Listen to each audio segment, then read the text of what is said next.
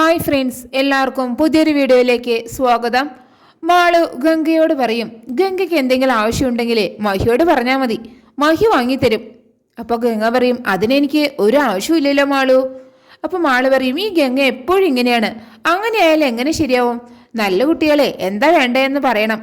അപ്പോൾ മുത്തശ്ശി പറയും, ഗംഗ എപ്പോഴും ഇങ്ങനെയാ മോളെ, ഒരു ആവശ്യവും പറയില്ല, കാരണം ആരെയും ബുദ്ധിമുട്ടിക്കുന്നത് അവൾക്ക് ഇഷ്ടമല്ല.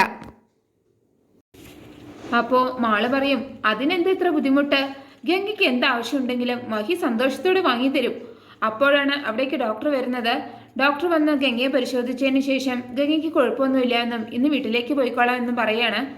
അതേസമയം മാള് പുറത്ത് ഒരു കുട്ടി കളിക്കുന്നത് നോക്കി നിൽക്കുകയാണ് കേട്ടോ. അപ്പോഴാണ് അവിടേക്ക് ഗോകുൽ വരുന്നത്. ഗോകുൽ അപ്പോൾ മാളുവിനോട് പറയും, ഞാൻ മോളുടെ അമ്മാവനാണ്, നമുക്ക് വീട്ടിലേക്ക് പോയാലോ? അവിടെ മോളുടെ മുത്തശ്ശി മോളെ കാത്തിരിക്കുന്നുണ്ട്. അപ്പോൾ മാള് പറയും, ഞാൻ എവിടേക്കും വരുന്നില്ല. അപ്പോൾ ഗോകുലെ മാളുവിനെ എടുക്കുകയാണ് കേട്ടോ. എന്നിട്ട് പറയും, അങ്ങനെ വാശി പിടിക്കരുത് മോളെ, ഇനി നിന്നെ ഞാൻ വിടില്ല, മുത്തശ്ശി നിന്നെ പൊന്നുപോലെ നോക്കിക്കോളും. അപ്പോൾ മാള് പറയും, അപ്പോൾ ഗോകുല് പറയും, മോളുടെ അമ്മയുണ്ട് അവിടെ. അപ്പോൾ മാള് പറയും, എൻ്റെ അമ്മയെ എൻ്റെ വീട്ടിലാണ് ഉള്ളത്, ഞാൻ എവിടേക്കും വരുന്നില്ല. അപ്പോൾ ഗോകുല് പറയും, അങ്ങനെ വിട്ടാൽ പറ്റില്ലല്ലോ എന്ന് പറഞ്ഞിട്ട് ഗോകുലെ മാളുവിനെയും ബലമായി പിടിച്ച് കൊണ്ടുപോകാൻ നോക്കുകയാണ്. ഇതൊക്കെ ഗൗരി കാണുന്നുണ്ട് കേട്ടോ. എന്നിട്ട് മാളുവിനെ എങ്ങനെ രക്ഷിക്കുമെന്ന് ഓർത്ത് ഗംഗയുടെ അടുത്തേക്ക് പോയിട്ട് ഗംഗയുടെ കൈ പിടിച്ചിട്ട് പറയും, ഗംഗ വന്ന് മാളുവിനെ രക്ഷിക്കണം, അല്ലെങ്കിൽ ഗോകുലേട്ടൻ മാളുവിനെ കൊണ്ടുപോകും. എന്നിട്ട് ഗംഗയെയും കൂട്ടി ഗൗരി അവിടെ നിന്ന് പോവുകയാണ്. ഇതെന്താണ് സംഭവിക്കുന്നതെന്ന് ഗംഗ അറിയുന്നില്ല കേട്ടോ. ഗംഗ ഗൗരിയുടെ പിന്നാലെ എങ്ങനെ പോവുകയാണ്.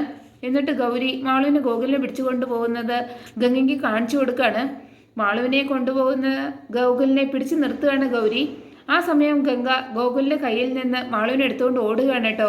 ഗോകുലിനെ ഗംഗയുടെ പുറകെ പോകാൻ സമ്മതിക്കാതെ പിടിച്ചു നിർത്തുകയാണ് ഗൗരി. പിന്നെ കാണിക്കുന്നത് ഒരു കവറായിട്ട് മഹി ഹോസ്പിറ്റലിലേക്ക് വരുന്നതാണ്. അത് കാണുമ്പോൾ രേഷ്മയുടെ ഹസ്ബൻഡ് ചോദിക്കും, ഇതെന്താ മഹി കവറുമായിട്ട്? അപ്പോൾ മഹി പറയും, ഇത് കുറച്ച് ഫ്രൂട്ട്സ് ആണ്.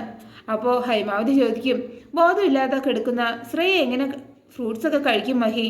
അപ്പോൾ മഹി പറയും, ഇതതിനെ ശ്രേയയ്ക്കല്ല ഗംഗയ്ക്കാണ് എന്നും പറഞ്ഞ് മഹി അവിടെ നിന്ന് പോകുകയാണ് കേട്ടോ. ഇത് കേൾക്കുമ്പോൾ ഹേമാവതിക്ക് ദേഷ്യം വരികയാണ്. എന്നിട്ട് ഹേമാവതി ദേവയാനോട് പറയും, നാത്തൂൻ ഇത് കണ്ടോ? എൻ്റെ മോളിങ്ങനെ കിടക്കുമ്പോഴേ അവൻ ആ പെണ്ണിനെ ശുശ്രൂഷിക്കാൻ പോയത് കണ്ടോ നാത്തൂൻ? നാത്തൂൻ ഇതിനൊന്നും പറയാനില്ലേ? അപ്പോൾ രേഷ്മ പറയും, മഹിയേട്ടൻ ഇവിടെ നിന്നിട്ട് എന്ത് ചെയ്യാനാണ്?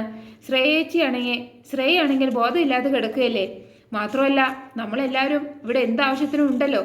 അപ്പോൾ ദേവയാനി പറയും, മാളുവിനെ രക്ഷിച്ച നന്ദി മഹിക്ക് ഗംഗയോടുണ്ട്, നാത്തൂൻ ഇതൊന്നും കാര്യമാക്കണ്ട. അപ്പോഴേക്കും മഹി ഗംഗയുടെ അടുത്തേക്ക് വരികയാണ്. അപ്പോൾ മാളു മഹിയോട് പറയും, ഇന്ന് ഇവിടെ ഒരു സംഭവം ഉണ്ടായി. ഇത് കേൾക്കുമ്പോൾ തന്നെ ഗംഗയ്ക്ക് കാര്യം മനസ്സിലാവും കേട്ടോ. അപ്പോൾ മാളു അത് പറയാതിരിക്കാൻ വേണ്ടിയിട്ട് ഗംഗ പറയും, വേറെ ഒന്നുമല്ല മഹിയേട്ടാ, ഇന്ന് എന്നോട് ഡോക്ടർ വീട്ടിലേക്ക് പോയിക്കോളാൻ പറഞ്ഞു, അതാണ് കാര്യം. അപ്പോൾ മുത്തശ്ശി ആപ്പിൾ ചെത്തിക്കൊണ്ട് വരികയാണ്.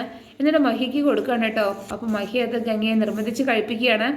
എന്നിട്ട് മുത്തശ്ശി മഹിയോട് പറയും, മഹി ഇവിടുത്തെ കാര്യം മാത്രം ശ്രദ്ധിച്ചാൽ പോരാ, ശ്രേയയുടെ കാര്യം കൂടെ ശ്രദ്ധിക്കണം. അപ്പോൾ മഹി പറയും, ശ്രേയയുടെ കാര്യം ശ്രദ്ധിക്കാനേ അവിടെ കുറേ പേരുണ്ട്, അതുപോലെയാണ് ഗംഗയുടെ അവസ്ഥ. എൻ്റെ മോളെ രക്ഷിക്കാൻ നോക്കിയപ്പോഴാണ് ഗംഗ ഈ അവസ്ഥയിലായത്. ഞാനത് മറന്നാലേ ഈശ്വരൻ പോലും എന്നോട് ക്ഷമിക്കില്ല. അപ്പോൾ ഗംഗ പറയും, ഞാനൊരു വലിയ കാര്യം ചെയ്തതുപോലെ എന്തിനാ മഹിയേട്ടൻ അത് എപ്പോഴും പറയുന്നത്? മോള് എൻ്റെ കൂടെ പോളല്ലേ, അവളൊരു അബദ്ധത്തിൽപ്പെട്ടാൽ രക്ഷിക്കേണ്ടത് എൻ്റെ കൂടെ കടമയാണ്. അപ്പോൾ മഹി ഡോക്ടറിനെ കണ്ടിട്ട് വരാം എന്ന് പറഞ്ഞിട്ട് അവിടെ നിന്ന് പോവുകയാണ് കേട്ടോ. അതേസമയം മയക്കത്തിൽ നിന്ന് എഴുന്നേറ്റ് ശ്രേയ താലി എവിടെയെന്ന് ചോദിച്ച് ബഹളം വയ്ക്കുകയാണ്. അപ്പോൾ ഡോക്ടർ നഴ്സിനോട് ഈ കുട്ടിയുടെ ആളുകളോടൊക്കെ അകത്തേക്ക് വരാൻ പറയാണ് കേട്ടോ. എന്നിട്ട് ഡോക്ടർ അവരോടൊക്കെ ശ്രേയയ്ക്ക് ഇപ്പോൾ കുഴപ്പമൊന്നുമില്ല എന്നും 2-3 ദിവസം കഴിഞ്ഞാൽ വീട്ടിലേക്ക് പോയിക്കൊള്ളാൻ പറ്റും എന്നൊക്കെ പറയാണ്. അത് കഴിഞ്ഞിട്ട് ശ്രേയ ഹൈമാവതിയോട് ചോദിക്കും, എന്താ ഉണ്ടായത്? എൻ്റെ താലി എവിടെ അമ്മേ? അപ്പോൾ രേഷ്മയുടെ ഹസ്ബൻഡ് പറയും, ശ്രേയയുടെ വിവാഹം നടന്നില്ല, എന്നിട്ട് ഉണ്ടായതെല്ലാം ശ്രേയയോട് പറയാണ്. അപ്പോൾ ദേവയാനി പറയും, മോള് വിഷമിക്കാതെ, മോളുടെ അസുഖം മാറിയിട്ട് ഈ വിവാഹം നമുക്ക് നടത്താം. അപ്പോൾ ശ്രേയ പറയും, മഹിയേട്ടൻ്റെ ഭാര്യയാവാൻ പറ്റിയില്ലെങ്കിലേ പിന്നെ ഈ ശ്രേയ ജീവിച്ചിരിക്കില്ല. എന്നിട്ട് മഹി എവിടെയെന്ന് ചോദിക്കുകയാണ്. അപ്പോൾ ഹേമാവതി പറയും, മാളുവിനെ രക്ഷിക്കുന്നതിനിടയിൽ അവൾക്ക് കുറച്ച് പൊള്ളൽ പറ്റി, ഇവിടെ അഡ്മിറ്റാണ് ഗംഗ.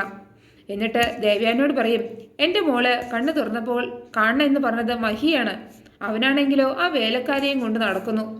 അപ്പോൾ ദേവയാനി പറയും, നീ ഒന്ന് സമാധാനിക്കേ, മാളുവിന് വേണ്ടിയല്ലേ ഗംഗയ്ക്ക് ഈ അവസ്ഥ വന്നത്, അതിൻ്റെ ഒരു സെൻറ്റിമെൻറ്റ്സ് ആണ് മഹിക്ക്. അപ്പോൾ ശ്രേയ പറയും, മഹിയേട്ടൻ എന്നേക്കാൾ പ്രാധാന്യം അവൾക്ക് കൊടുക്കുന്നതേ എനിക്ക് സഹിക്കാൻ പറ്റില്ല ആൻറ്റി. അപ്പോൾ രേഷ്മ പറയും, മഹിയേട്ടനെ ഗംഗയിൽ നിന്ന് അകറ്റാൻ എല്ലാവരും കുറച്ച് ബുദ്ധിമുട്ട് എന്നാണ് എനിക്ക് തോന്നുന്നത്. അപ്പോൾ ദേവയാനി പറയും, നീ ഒന്നും മിണ്ടാതിരിക്കും രേഷ്മേ, മഹി ഞാൻ പറയുന്നത് അനുസരിക്കും. അതുകൊണ്ട് നിങ്ങൾക്കാർക്കും ഒരു പേടിയുടെ ആവശ്യമില്ല. ശ്രേയയുടെ റെസ്റ്റ് കഴിഞ്ഞാൽ മുടങ്ങിപ്പോയ ഈ വിവാഹം ഞാൻ നടത്തും. അങ്ങനെ പറയുന്ന ദേവയാനിയെ കാണിച്ചുകൊണ്ടാണ് ആ എപ്പിസോഡ് അവസാനിക്കുന്നത്. നിങ്ങൾക്ക് എൻ്റെ റിവ്യൂ ഇഷ്ടമായാൽ മറക്കാതെ എല്ലാവരും ലൈക്കും സബ്സ്ക്രൈബും തന്ന് എന്നെ ഒന്ന് സപ്പോർട്ട് ചെയ്യണേ പ്ലീസ്.